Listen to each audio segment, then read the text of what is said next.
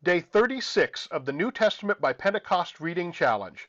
As we begin our final week of assigned readings, we turn to 1 Peter. There are two letters in the New Testament attributed to Peter, the most important of Jesus' male disciples, who was executed in Rome about 64 AD. But the majority of mainstream scholars do not think Peter wrote either of these letters. The letters reflect a much later historical context and show signs themselves of different authorship, with 2 Peter being still later than this letter. Scholars do consider 1 Peter to have been written from Rome, as the greetings from those in Babylon in the last chapter suggest. However, the date is debated.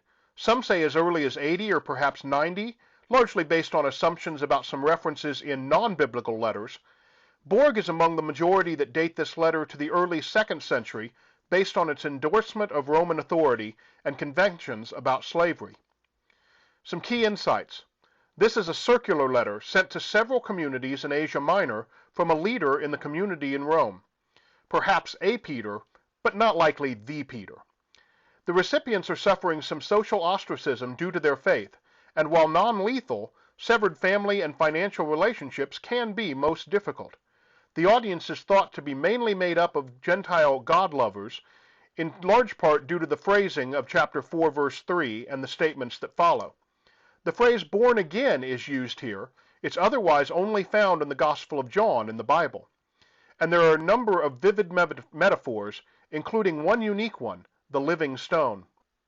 In the big picture, unlike many of the texts we've read, here the conflict is clearly with outsiders, not within the community. And notice how this text talks about fear. Fear not, do not be afraid, even in the face of rejection and persecution. Martin Luther is said to have loved this letter, and much of the Protestant idea that all believers are ministers is based in this text. There's a pattern of affirmation, exhortation, moral teaching, and encouragement that repeats multiple times. We gain some insight into the life of an early, largely Gentile Christian community.